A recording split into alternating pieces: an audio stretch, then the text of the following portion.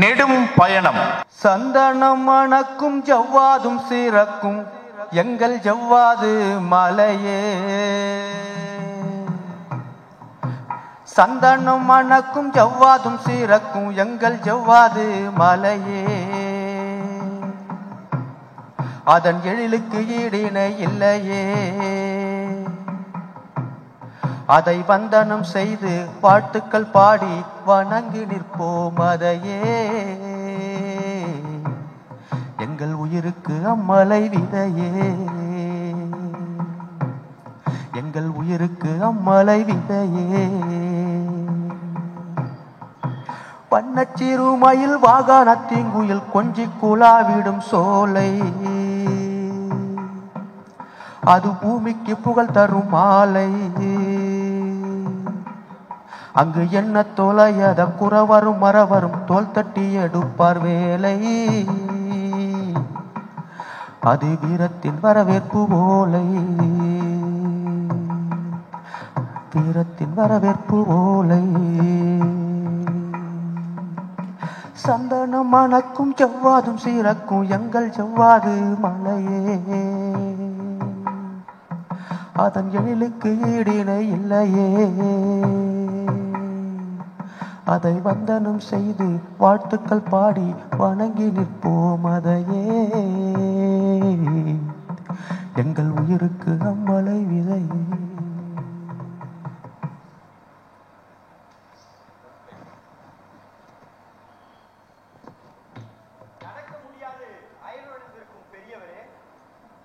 தாங்கள் நெடுந்தொலைவில் இருந்து வருகிறீர் என்று நினைக்கிறோம்.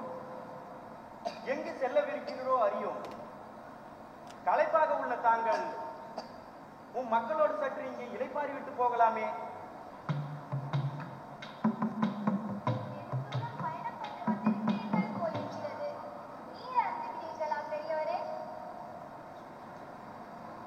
பசியில் காதடைந்து கண்கள் பஞ்சடைந்து போய்விட்டன அம்மா. நீர் என்ற வார்த்தையை கேட்டவுடனே காதுகள் கூர்மை அடைகின்றன, கண்கள் ஒளி பெறுகிறது, உடல் மலர்ச்சி அடைகிறது. கொடுக்கலம்மா, கொடுங்க. ஆமா ஆமா கொடுத்துருங்க, இல்லாட்டி பறிச்சு சாப்பிட்டாலும் சாப்பிடுவாங்க.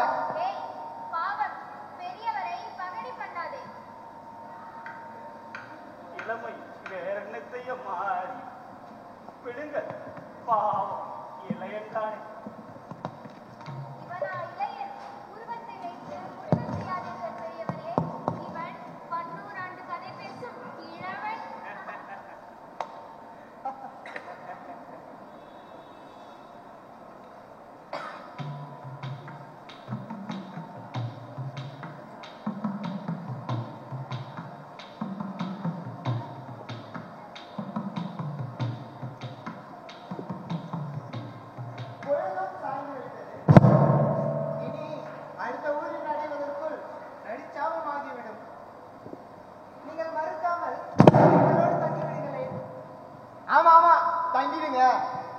அடுப்புல உல வச்சாச்சு, இன்னும் 2 கைப்பிடிசாம கூடுதலா போட்டா போச்சு.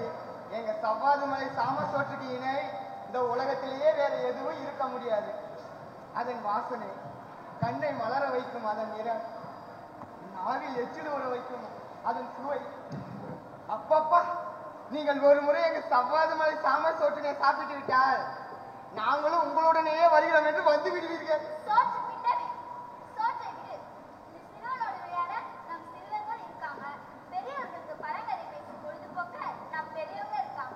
அதோட காரணமே இல்லாம சில்லறைகளை சிதற விட்ட மாதிரி பேசி சிரிக்க உங்களுக்கு அழகான தோழியே கிடைச்சிட்டா. ஆமா, மலை பெண்களுக்கே உரிய பத்திகள் அழகு இவனிடத்தில் படிந்து கிடக்கு. நான் ஒத்துக்கிறேன், இவ மலை பெண்ணாதான் இருக்கணும். ஆனா ஒன்றை மட்டும் அடிச்சு சொல்லுவேன், இவ சவ்வாது மலை பெண்ணாக இருக்க வாய்ப்பே இல்லை. நம்ம சவ்வாது மலையில் இவ்வளவு அழகான பெண் பிறந்திருக்க வாய்ப்பே இல்லையே. என்ன அண்ணா, உங்களோட வாயாடும் இந்த பைங்கிளிகளை விடவா நான் அழகாக இருக்கிறேன்? என்னை போய் அழகு என்கிறீர்களே. என்ன சொன்ன இந்த வம்மனிடம் அதை திரும்ப சொல். பார்த்தாயா, இவர் கண்ணா மண்ணா என்பார் என்ற வார்த்தையால் வசீகரிக்க பார்த்தாயே, இப்பொழுது என்ன வாயிற்று பார்த்தியா? அண்ணா என்பாரே உண்டு. வாழ்க்கையில் எனக்கு என்ன இருக்கிறது? நான் தீர்த்தங்கரின் திருவழிகளை சரணடைந்து துறவியாக போகிறேன். போ.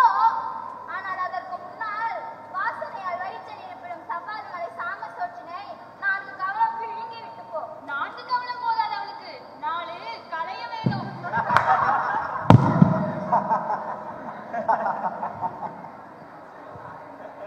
பெரியவரே, தாங்கள் எங்கிருந்து வருகிறீர்கள்?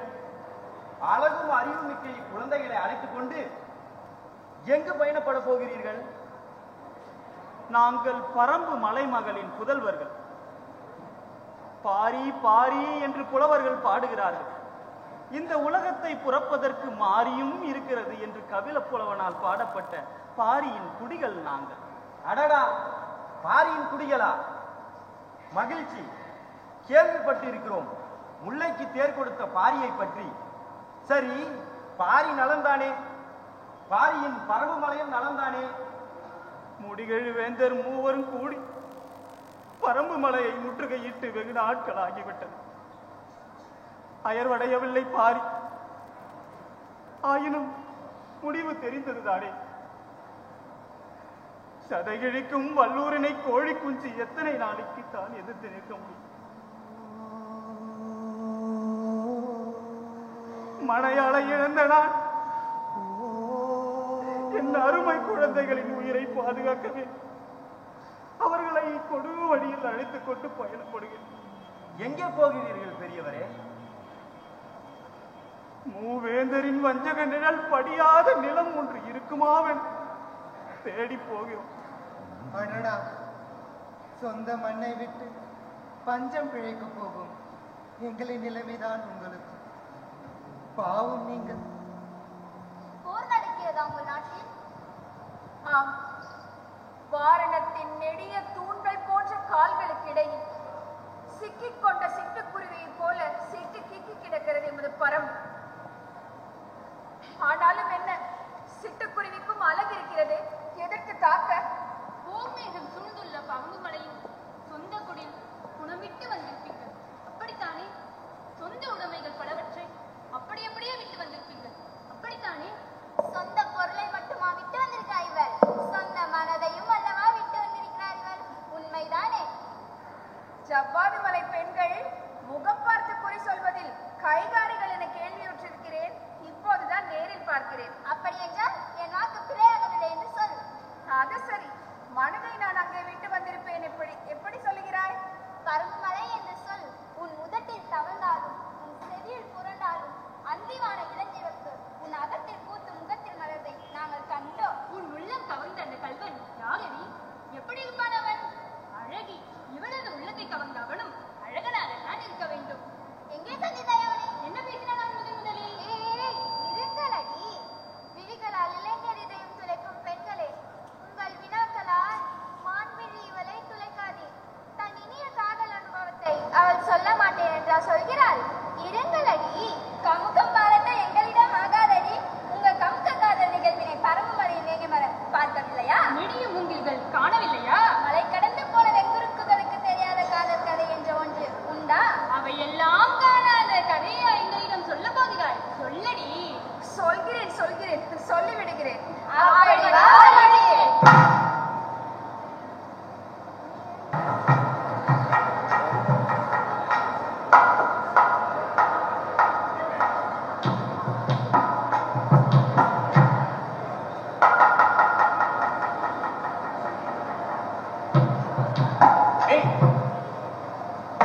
என்ன, இன்றைக்கு திணைப்புல காவலுக்கு போகிறாயா? அல்லது அன்றைக்கு தோழிமாரோடு பூப்பறித்து விளையாடி சுனையின் புதுப்புணலில் பாயம்பாடினாயே, அப்படி பாயம்பாட போகிறாய்? ஏ பெண்ணே, பரம்பு மலை கிளிகளை பேச்சில் தோற்கடிக்கும் வாயாடிகள் இம்மலை பெண்கள் என்பதை நான் அறிவேன். மறுமொழி பேசவரியா மடந்தை என நிற்க வேண்டாம். அன்றைக்கு தோழிமார் சூழ்ந்திருந்தபடி நீ விரித்த கூச்சலில் கூத்தர்களின் முழவு கேட்டு மேக முழக்கம் என வானரங்கள் அஞ்சியதை போல குன்றத்து பறவைகளும் விலங்கினங்களும் அஞ்சினவே. அப்பப்பா, பரம்பு மலை தமிழச்சிகளுக்கு கும்பலில் இருந்தால்தான் வீரம் வரும் போல் இருக்கிறது. அவ்வாறு ஒன்றுமில்லை. பரம்புமலை பெண்களுக்கு துணிவு என்பது பிறப்பிலிருந்தே வருவது. கும்பலில் வீரம் பெறுவது ஆண்கள் தான், பெண்கள் இல்லை. அதிலும் நாங்கள் யாருக்கும் எதற்கும் அஞ்சாத மலை பெண்கள். இதோ திணைப்புன காவலுக்கு தோழிகள் துணை கூட இல்லாமல் தனியாக புலிகளை, கிளிகளை, புறாக்களை, குருவுகளை மட்டுமா விரட்ட வேண்டும்? திடீரென்று புனத்தில் தோன்றி வரட்டும் கோடிய விலங்குகளையும் தான் விரட்ட வேண்டும். பயம் இருந்தால் அதெல்லாம் முடியுமா? அடேங்கப்பா, தவறுதான் தவறுதான். நான் கூறியதை திரும்ப பெற்றுக் கொள்கிறேன், போதுமா? அது சரி, அன்றைக்கு நடந்தது உனக்கு நினைவிருக்கிறதா? அன்று தோழிகளோடு மலர் பறித்து விளையாடி சுனை நீர் குடைந்தாட வந்து கொண்டிருந்தோம். வருகிற வழியில் வேங்கை மரத்திற்கு அடியில் கொட்டி கிடந்த மஞ்சள் நிற பூக்களில் மனம் பறிகொடுத்து நின்றோம். வேங்கை மரத்திற்கு அடியில் கிடந்த சிறு சிறு பாறைகள் மீது உதிர்ந்த வேங்கை மலர்கள் மூடி இருப்பதை கண்டோம். அப்போதுதான் அந்த கற்பனை உதித்ததாக்கும். ஆம், அக்காட்சியை கண்டபோது வேங்கை மரத்திற்கு அடியில் ஒரு புலி படுத்திருப்பதை போல இருக்கிறதல்லவா என்று தோழி ஒருத்தி விளையாட்டாய் சொன்னாள். அதை கேட்ட நானும் என் தோழிமாரும் ஐயோ புலி புலி என்று விளையாட்டாய் கூவினோம். பிறகு பிறகு பிறகு பிறகு உண்மையிலேயே ஒரு புலி வந்தது. அது எம்மை கடித்து குதிர வந்த 4 கால் புலி அல்ல, கற்பனை புலியிடமிருந்து எம்மை பாதுகாக்க வந்த 2 கால் புலி. அது பேசி சிரித்த எங்கள் அருகே வந்து குதித்தது. கண்களில் கூர்மை, அகண்ட உறுதியான தோள்கள், ஒரு கையில் உறுதியான அம்பு, இன்னொரு கையில் பாய தயாரான அம்பு. அது சுற்றும் முற்றும் பார்வையை பரவவிட்டு எங்கே புலி என்று அந்த புலி கேட்டது. அதற்கு பதில் என்ன சொன்னீர்கள் பாவையரே? நாங்கள் நாங்கள் சொல். நாங்கள் இதை போலவே சொற்கள் சிக்கி திகைத்து நின்றீர்கள், அப்படித்தானே? காப்பாற்றும் நோக்கத்தோடு விளைவையும் உயிரையும் பொருட்படுத்தாது வந்து குதித்த அந்த புலி அப்போதுதான் புரிந்து கொண்டது, வந்து அச்சம் விளைவித்தது அழகிய பெண்களின் கற்பனை புலி என்று. மலர்குவியலில் குறிஞ்சி மலராய் பூத்திருந்த உன்னிடம் கேட்டது, அழகான பெண்களே, உம்முடைய செவ்விதழ் வாயிலிருந்து பொய்யும் வருமோ என்று. அப்படித்தானே? இதற்கும் அதே போல மறுமொழி இல்லை. ஆலமரம் பழுத்திருந்த காலத்தில் வந்துரைந்து மணிவாய் திறந்து ஓயாது ஒலிக்கும் கீச்சு குரலொலியை எழுப்பிய பறவைகளைப் போல ஓயாது கூச்சல் எழுப்பிய அந்த பெண்கள் இலக்கு தவறாது அம்பெய்தும் வேடனது வருகை அரவம் கேட்டவுடன் கீச்சொலியை தன் மணிவயிற்றுக்குள்ளே போட்டு பூட்டி கூறிய அளவால் தாளிட்டுக் கொண்டதைப் போல மொழி மறைந்து நின்றனர். காப்பாற்றும் நோக்கத்தோடு, அழகிய பெண்களை காப்பாற்றும் நோக்கத்தோடு வந்த அந்த வரி புலி காயம்பட்டு திரும்பியது. ஐயோ, என்னவாயிற்று? எப்படி காயப்பட்டது? விலங்குகள் ஏதாவது? பதறாதே பதறாதே. ஒரு குறிஞ்சி மலரின் விழி என்னும் அம்புதைத்து காயம்பட்டது. போங்கள், பகடி என்ன வேண்டி இருக்கிறது? நான் எவ்வளவு அச்சமடைந்தேன் தெரியுமா? பரம்புமலை பெண்கள் எதற்கும் அஞ்சாத வீரநங்கையர் என்று மேன்மை தாங்கிய தாங்கள் சற்று முன்னால் உரை நிகழ்த்தியதாக நினைவு. காயம்பட்டது என்று சொல் கேட்டதும் வீரமங்கை அச்சமடைந்தது ஏனோ? போகட்டும், வரிப்புலி ஏனாம் திணைப்புனை ஏகம் ஏந்தடைய இப்போது வழி மறிக்கிறது. அந்த காயத்திற்கு அம்பிடமே மருந்து கேட்டு வந்திருக்கிறது. மருந்து என்ன வேண்டுமாம்? காதல் எனும் மருந்து, அதில் முத்தம் எனும் விருந்து.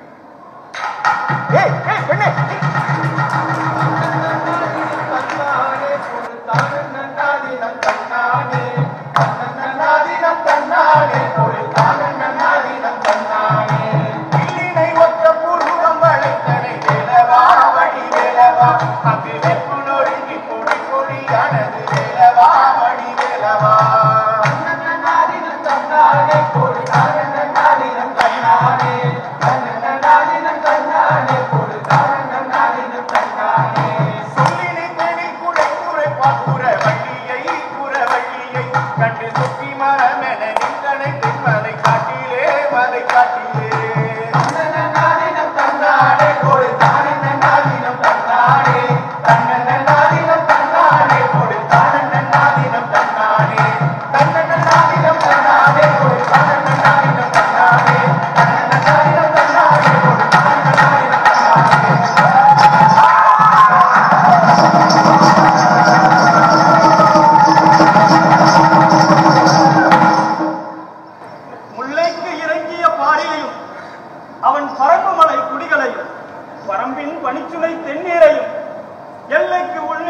எந்நாளும் காக்கும் உறங்கா விழிகள் போன்ற உரையிலிடா வாளினையும் கைகொண்டு கொல்லென ஒழிக்கும் குறவர்களின் பிறங்கா குறவையில் பழுதின்றி மனமகிழ்ந்து நல்லை நல்லை என்று நானிலமும் கைதொடும் வேளவா வரம்பு கொண்டு வாழும் உடற்கொண்ட எமது பரம்புமலை மக்களுக்கு வருவது உரைப்பாய் உருவதை ஒலிப்பாய்.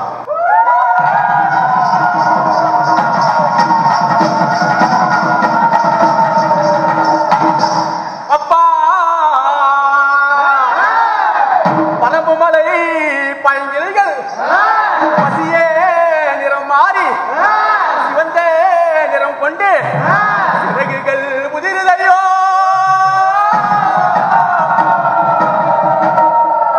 அப்பா குன்றத்தில் இந்த ஆண்டில் புரிஞ்சு எல்லாம் உரை குருதி நிறம் கொண்டு கருவண்ணோ பூசுதையோ அப்பா 3 மணி முகலோ முட்டி சிதைப்பதால பாரி மணி மகளோ பறந்து கீழே விழுகுதையோ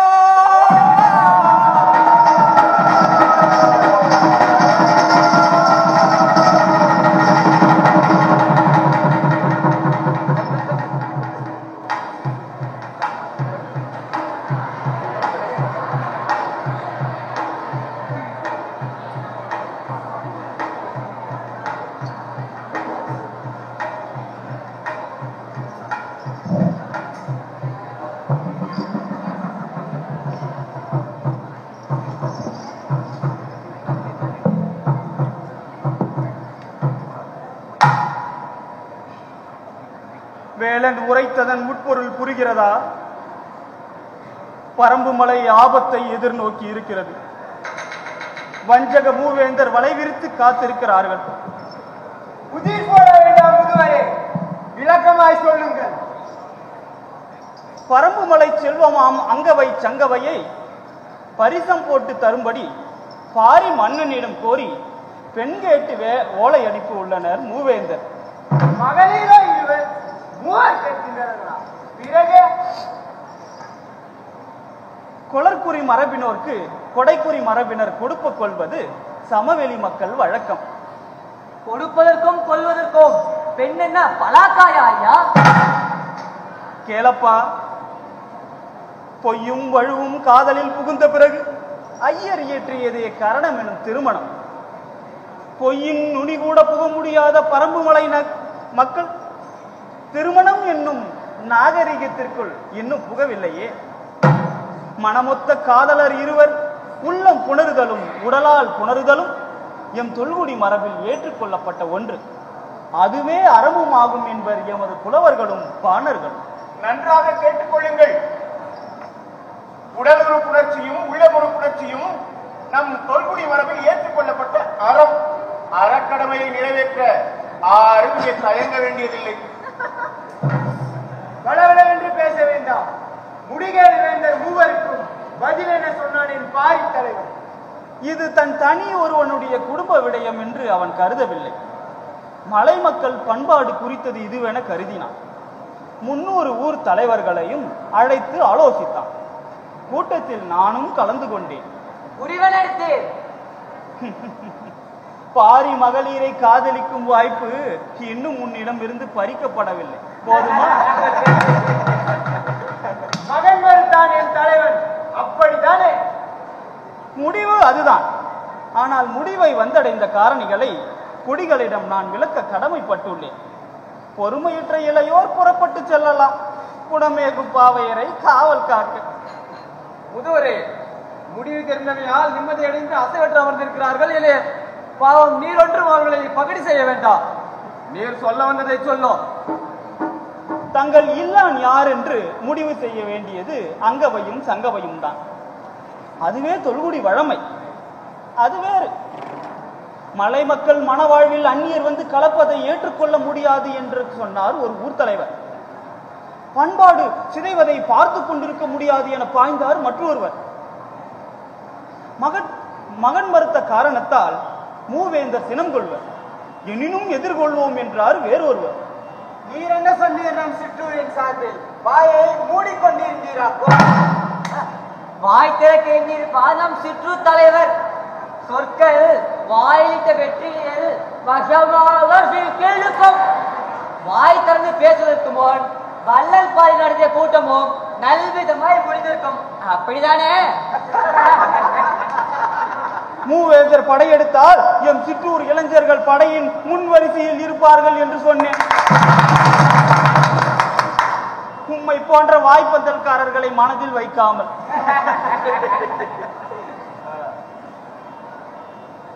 மகட்கொடை கோரினால் மறுப்போம் என்பதை அறிவர் என்றான் பாரி. தன் மகளிரை விட பரம்பு மலையின் வளம் அவர்களின் கருத்தை ஈர்த்திருக்கலாம் என்றான் அவன். சிறு நாடுகளின் வளங்களை அபகரிக்க பேரரசுகள் மகட்கொடையில் கோரலாம், அல்லது பேரறிவு ஆயுதங்கள் பதுக்கப்பட்டிருப்பதாகவும் பறையறிவிக்கலாம். அதனை சாக்கிட்டு போர் நடத்தி வைத்து வளங்களை பேரரசுகள் பங்கிட்டுக் கொள்ளலாம். ஆஹா, உலக சமூகத்திற்கு தமிழர் வழங்கிய சிந்தனை கொடைய பார்த்தீர்களா? பின்வரும் பேரரசுகள் இதையே பின்பற்றுவாங்க. போர் மேகங்கள் பரம்பு மலையை சூழ்ந்திருக்கின்றன. மூவேந்தரும் கூடி ஆலோசிப்பதாக தகவல். இதற்காக ஒன்று கூடினார்களே சேர சோழ பாண்டியர். அதை சொல்லும் வாழ்க தமிழரின் ஒற்றுமை. அட, அவர்களை ஒன்று கூட்டிய பெருமை நம் பாரிய அல்லவாச்சாரம். உண்மைதான். ஏற்கனவே பருவமலையின் மீது படையெடுத்து வந்து மூக்கோடை விட்டு சென்றிருந்தான மூவேந்தர்கள். ஆம் ஆம், ஏந்து போட்டு யானை வேந்தர் ஓட்டிய கடும்பரி புரவி கைவன் பாரி என்று பாரியை புகழ்ந்தார் நக்கீரர். பகைவர் ஓடுகளை கம்பளை கண்ட செருவஞ்சை பெருவர்கள் நாடு என்று பருவமலை சிறப்பித்தார் கபிலர். எதுவரினும் எதிர்கொள்வோம். முனைமுகத்து நிற்க துடிக்கும் நம் இளைஞர்கள் இருக்கிறார்களே, வருவோர்க்கெல்லாம் வாரி வழங்கும் மாறி என்ன வன்கை பாரி மூவேந்தர்க்கும் தோல்வியை கை நிறைய அள்ளி கொடுப்பான்.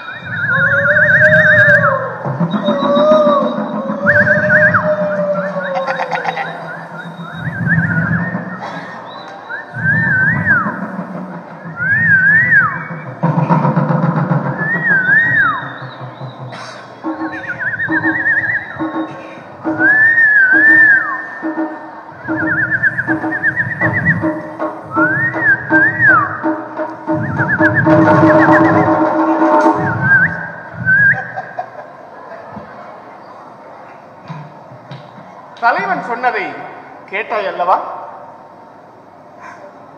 ஆணும் பெண்ணும் காதல் கொள்வது என்பது நம்முடைய மரபில் ஏற்றுக்கொள்ளப்பட்ட ஒன்று. பிறகு காதலை ஏற்க என்ன தடை? பரம்புமலை இளைஞர்கள் காரியத்தில் கெட்டிக்காரர்கள்.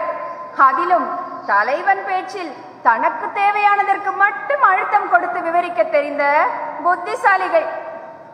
பிறகு என்ன காதலை ஏற்க என்ன தடை? கணியன் கணக்கிட்டு தர வருவதில்லை காதல்.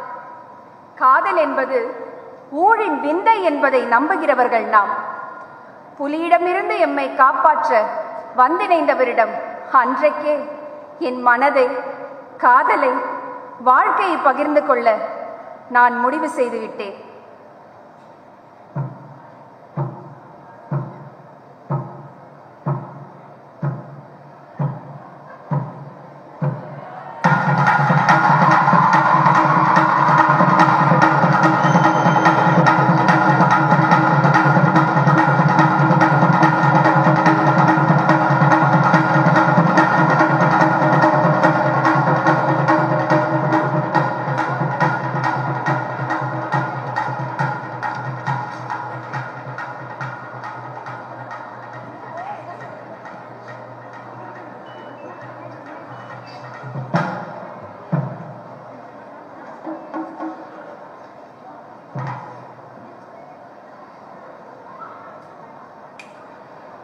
தூண்டாமணி விளக்கு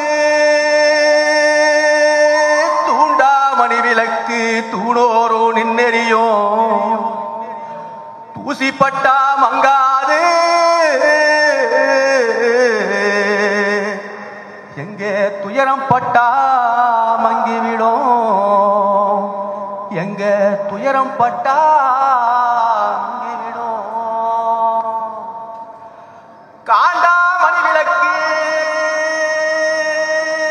காண்டாமணி விளக்கு கதவோரும் நின்னெறியும் காத்தடிச்சா மங்காது எங்க கவலை சொன்னா மங்கிவிடும் எங்க கவலை சொன்னா மங்கிவிடும் பூத்த மரம்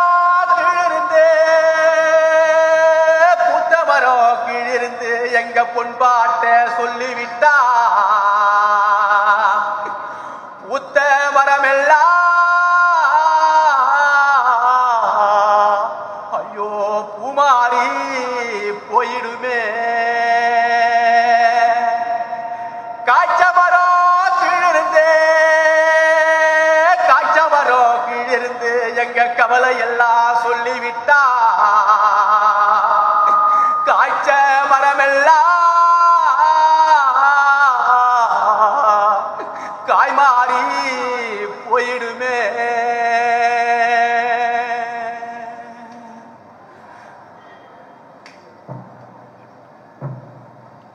காய்மாறி போயிடுமே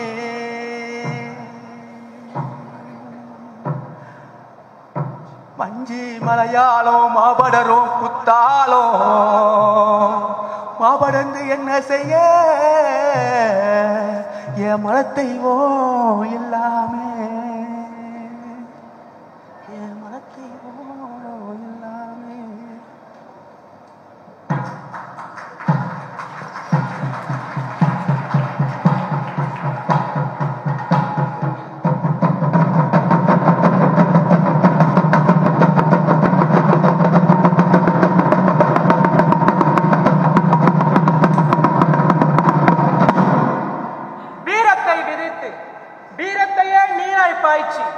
வீரத்தையே அறுவடை செய்யும் பரமமணி இளைஞருக்கு ஒரு நற்செய்தி. தினவெடுத்தும் தோள்களுக்கு தீனி போடாடிக்கிறான் என் தலைவன் பாரி. சேர சோழ பாண்டி நாடுகளில் இருந்து விருந்து வந்திருக்கிறது. விருந்துண்ண அழைக்கிறான் என் குலத்தலைவன் பாரி. வில்லும் பம்பும் பாலும் வேலும் வேந்துங்கள். குஞ்ச கடவுளை கும்பிட்டு கைதொழுது பம்புக்காய் வந்திருக்கும் எதிரிகளை களத்தில் வெல்ல நம்பி கை உயர்த்தி வாராழிக்கிறான் என் தலைவன் பாரி. வருக வருக வருக.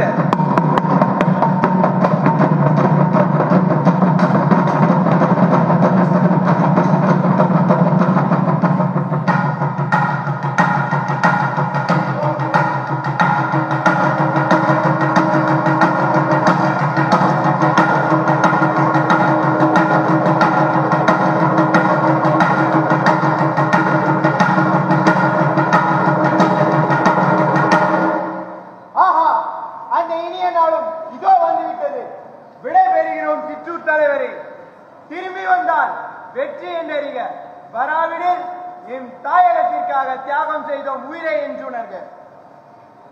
வேலேந்து செல்லும் இளையோரே, வெற்றி ஏந்தி திரும்புங்கள். எம் பாரி தலைவனே, உயிர் கொடுத்து காப்போம் தலைவனே. பரம்புமலை இளைஞர்களில் கடைசி ஒருவனையும் கொன்றொழித்த பிறகுதான் பாரியின் நிழலை கூட எதிரிகள் நெருங்க முடியும்.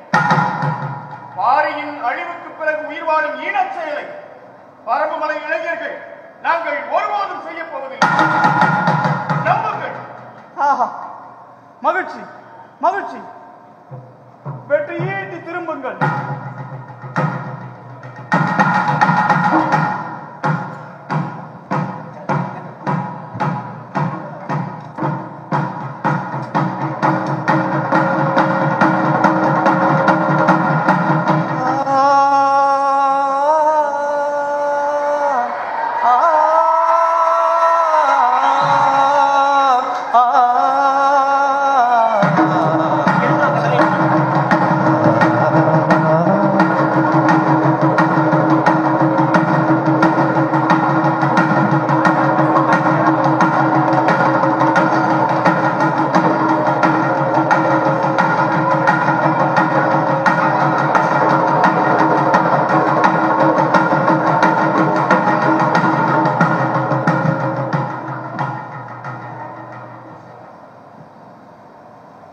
பிறகு என்ன நடந்தது பெரியவரே? குருமலை தலைவன் 300 ஊர்களை கொண்ட பரம்புமலை தலைவன் பாரி என்ன செய்ய முடியும் அன்பரே? எதிர்த்து வந்தவர்கள் ஒரு பேரரசு மட்டுமல்லவே, 3 பேரரசுகளும் ஒருங்கே கூடி அல்லவா எதிர்த்து வந்தார்கள். பரம்பின் வலிய கோட்டைகளை அடைத்தான் பாரி. பிறகு பாரியின் பரம்பு மலையை பெறுவதற்காக 2 உபாயம் சொன்னார்கள் புலவர்கள். என்ன? புலவர்கள் பரம்பு மலையை கைப்பற்றுவதற்கு உபாயம் சொன்னாரா? அரசியல் செயல்பாடுகளில் கவிஞர்கள் ஈடுபடும் வழமை உண்டா? அவ்வாறு அரசியலும் கவிதையும் கலப்பது என்பது ஏன் ஏற்றுக்கொள்ள முடியாத ஒன்றா என்ன? அரசியலில் கலக்காமல் கவிதையை பாதுகாக்க கவிதை ஒன்றும் புனிதமானதல், அரசியல் ஒன்றும் மோசமானதல். அரசனின் செயல்பாடுகளில் தடையின்றி ஈடுபடுவதே நமது புலவர்களின் மரபு. படைப்பாளிகளின் குரல்களுக்கு ஆள்வோரும் செவிமடுப்பது மட்டுமல்லாமல் மரியாதையும் கொடுப்பது உண்டு. சரி, பரம்பு மலையை கைப்பற்றுவதற்கு சேர சோழ பாண்டிய பேரரசுகளுக்கு உபாயம் சொன்னார். முதல் உபாயம் இது. அடுத்து அவர்கள் என்ன சொன்னார்கள் தெரியுமா? கோட்டையை தகர்க்க முடியாத மூவேந்தரே, பரம்பின் வலிய கோட்டைகளை பாரியே மனது வைத்து திறந்தால்தான் உண்டு. பாரியின் பரம்பு மலை மக்கள் உணவிற்காக கூட கீழே வர வேண்டிய அவசியமில்லை. உழவர் உழாமலேயே 4 வகையான உணவுப் பொருட்கள் விளைவது பரம்பு மலை. ஒன்றே சிறியிலை வெகிரின் நெல் விளையும்மே, 2 தீஞ்சுளை பலவின் பழம் முழுக்கும்மே, 3 கொழுங்கொடி வள்ளி கிழங்கு வீழ்க்கும்மே, 4 அணிநிற ஓரி பாய்தலின் மீதழிந்து திணி நெடுங்குன்றம் தேன் சொரியும். எனவே மூவேந்தரே, நீங்கள் பாரியை வாளினால் வெல்ல முடியாது, பரம்பு மலையையும் பெற முடியாது. பரம்பு மலையை பெறுவதற்கான வழியை யாம் அறிவோம் மூவேந்தரே. ஒன்று செய்யலாம். நீங்கள் உங்கள் நாட்டில் ஆடல் மகளிர், விரலியர், கிணை மகளிர் இருப்பார்கள் அல்லவா? அவர்களோடு நீங்களும் சேர்ந்து ஆடி பாடி சென்று பாரியின் முன் நின்றால் பாரி தன்னையும் நாட்டையும் ஒருங்கே தானம் அளிப்பான் என்றார்கள். ஆஹா, இதை கேட்ட மூவேந்தரின் முகம் போன போக்கு என்னவோ? வேற எப்படி இருந்திருக்கும்? கடுகாய்க்கின்ற கடன் போல ஆகியிருக்கும். முதல் உபாயம் இது. அடுத்து பரம்பு மலை 300 ஊர்களை உடையது. 300 ஊர்களையும் பரிசிலர் தானமாக பெற்று சென்று விட்டனர். இப்போது மீதம் இருப்பது பாரியும் பரம்பு மலையும் மட்டுமே. எனவே மூவேந்தரே, நீங்கள் பாரியின் முன் சென்று இறந்து நின்றால் அவன் தன்னையும் நாட்டையும் ஒருங்கே ஈவான் என்றார்கள். மூவேந்தர்களும் பாணர்கள் போல் வேடமிட்டு ஆடி பாடி பரிசிலருக்கு பாரியின் முன் நிற்பதை போல கற்பனை செய்து பார்த்தார்.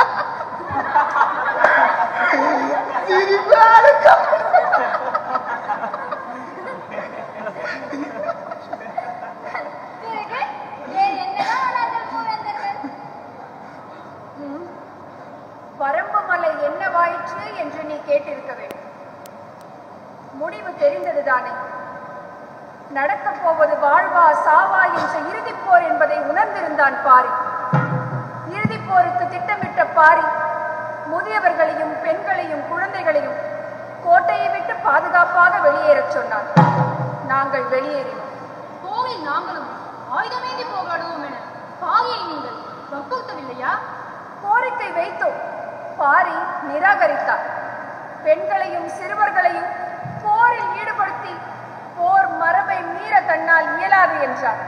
ஒரு சிறு நாட்டின் மீது 3 பேரரசுகள் படையெடுப்பது மட்டும் போராட்டத்திற்கு உட்பட்ட செயலா? இல்லைதான். ஆனால் எதை காரணம் காட்டியும் போர் மரபை மீற பாரி பேரரசன் அல்லவே.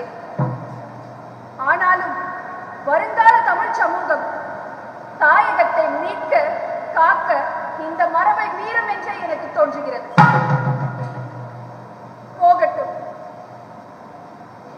இறுதியில் எம் தாயகம் பாறையின் பரம்பு மலை நேற்றிரவு வீழ்ந்தது.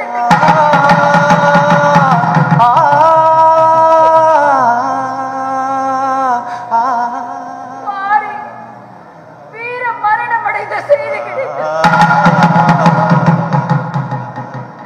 காயமுற்று கீழே விழுந்த பாறையின் இடது கை பரம்பு மண்ணை இறுக பற்றி இருந்ததா?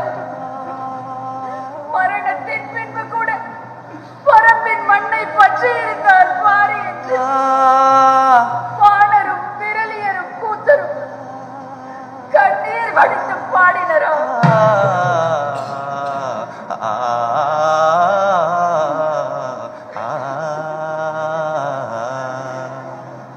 உன் காதலர்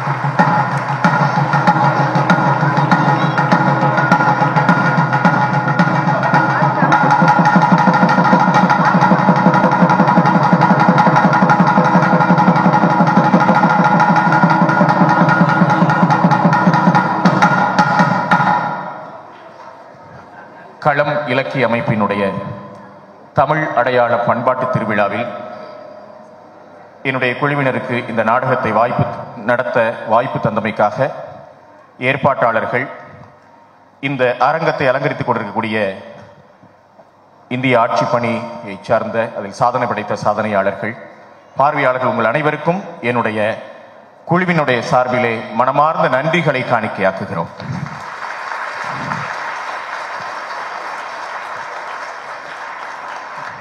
நண்பர்களே, நாடகம் குறித்து ஒரு 2 நிமிடங்கள்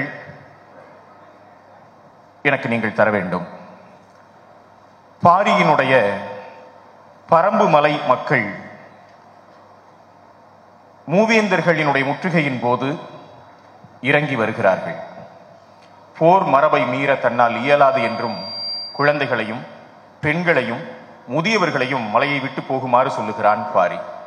அவர்கள் 2010 ஆண்டில் நம்முடைய சமகாலத்தில் ஜவ்வாது மலையிலே இருந்து வாழ முடியாமல் பெங்களூருவுக்கு கட்டிட கூலிகளாக இடம்பெயரக்கூடிய அந்த மலை மக்களை சந்திக்கிறார்கள். மலை வளங்கள் எல்லாம் கொள்ளையடிக்கப்பட்ட பிறகு தங்களுடைய தெய்வமாகிய சந்தன மரங்கள் இந்திய ஆளுவர்க்கத்தாலும் ரவுடிகளாலும் வேட்டையாடப்பட்ட பிறகு தங்களுடைய தெய்வங்கள் இல்லாத மலையிலே நாங்கள் இருந்தென்ன பயன் என்று பெங்களூருவுக்கு கட்டட கூலிகளாக இடம்பெயர்கிறார்கள். அவர்களை சந்திப்பதாகத்தான் இந்த என்னுடைய நெடும்பயணம் நாடகம் அமைந்திருந்தது. இதற்கு பிறகு இன்னொரு பாதி நாடகம் இருக்கிறது.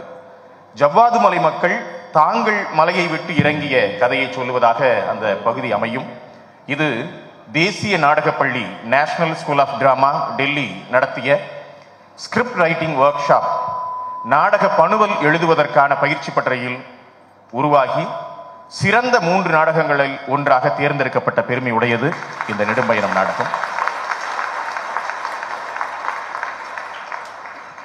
உண்மையில் நம்முடைய பண்பாட்டு வேர்களை தேடி போகும்போது தமிழர்களின் அறம் சார்ந்த பல விஷயங்களை நாம் அதிலே கண்டடைகிறோம். நாம் பழம்பெருமை பேசுவது என்பதோடு தேங்கி போய்விடக்கூடாது. நம்முடைய பழம்பெருமைகளில் பல விஷயங்கள் இன்றைக்கு பொருந்தாதவனாக இருக்கின்றன. நாம் புறந்தள்ளக்கூடிய பல இருக்கின்றன. அதில் ஒன்று இடையில் எங்கேயோ வந்து சேர்ந்த சாதி என்கிற காலிலே ஒட்டிய மலம். அதை துடைத்து எறிவதிலே நமக்கு தயக்கம் இருக்கக்கூடாது. ஆனால் தமிழர்கள் உயர்ந்த பண்பாட்டு விழுமியங்களை காலந்தோறும் உயர்த்தி பிடித்திருக்கிறார்கள் என்பதிலே எந்த மாற்று கருத்தும் இல்லை. அது மிகைப்படுத்தப்பட்ட கூற்று இல்லை என்பதைத்தான் இந்த நாடகம் சொல்லுகிறது. இந்த நாடகத்தில் பாரி மேடைக்கு வரவே மாட்டான். ஆனால் பாரியை பற்றிய செய்திகள் வந்து கொண்டே இருக்கும். பாரியினுடைய குடிமக்கள் பேசுவதாக வரும். இந்த நாடகம் முழுவதும் இறுதியாக அங்கவையும் சங்கவையும் வந்து அந்த அற்றை திங்கள் அவ்வெண்ணிலவில் என்ற பாடலோடு விடைபெறுவதாகத்தான் இந்த நாடகம் முடியும். என்ன இங்கே இந்த நாடகத்தில் சொன்னது போல பாரி மகளிரின் மணமகன் யார் என்பதை அந்த பெண்கள் தான் தீர்மானிக்க வேண்டும் என்பதுதான் மலை மக்களுடைய பண்பாடு.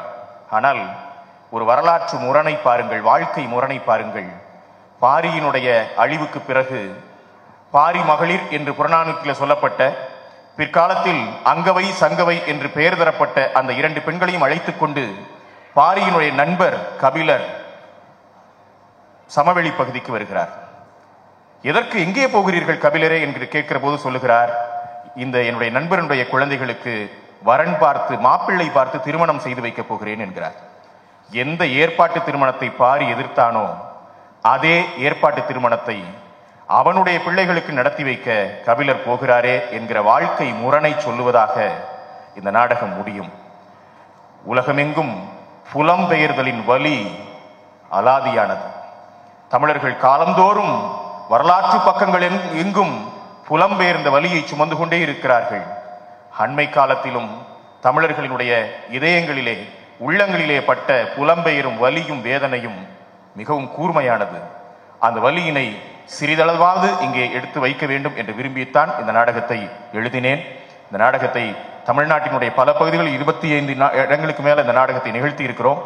தமிழ் சூழலில் இப்படியான ஒரு பண்பாட்டு திருவிழாக்களுக்கு பேச்சுக்கு இடம் இருக்கும், இசைக்கு இடம் இருக்கும். ஆனால் நாடகத்திற்கு என்பது பெரும்பாலும் அரிதாகி வரக்கூடிய சூழலிலே இந்த நாடகத்தை மிகுந்த சிரமங்களுக்கு இடையிலே ஏற்பாடு செய்திருக்கக்கூடிய களம் அமைப்பினருக்கும், இவ்வளவு நேரம் இந்த ஒலி சாதன வசதிகள் குறைபாடுகள் இருக்கின்றன, இன்னும் தமிழ் நாடகம் ஒரு தேசிய நாடக பள்ளி நேஷனல் ஸ்கூல் ஆஃப் டிராமாவை போல அல்லது பெங்களூரில் இருக்கக்கூடிய நாடக அமைப்புகளைப் போல நாடக குழுக்களைப் போல நம்முடைய குழுக்கள் இன்னும் வளரவில்லை. இன்னும் பேருந்துகளிலே பயணப்பட்டு ரயில்களிலே பயணப்பட்டுத்தான் இதை போன்ற நாடகங்களை என்னை போன்ற நவீன நாடகக்காரர்கள் உட்பட எல்லோரும் நிகழ்த்தி கொண்டிருக்கிறோம். இந்த சிறு சிறு குறைபாடுகளுக்கு இடையிலும் இந்த நாடகத்திற்கு செவிமடுத்து உங்களுடைய இதயத்தை இங்கே தந்த, வடமொழியிலே சகிருதயர்கள் என்று சொல்லுவார்கள், மேடையிலே நடிப்பவர்களுடைய சக இதயத்தை பெற்றவர்களாக பார்வையாளர்கள் இங்கே நல்ல ஒரு நெருக்கத்தை தந்தீர்கள். உங்கள் அனைவருடைய பாதங்களையும் தொட்டு நாங்கள் பணிவான நன்றிகளை காணிக்கையாக்குகிறோம்.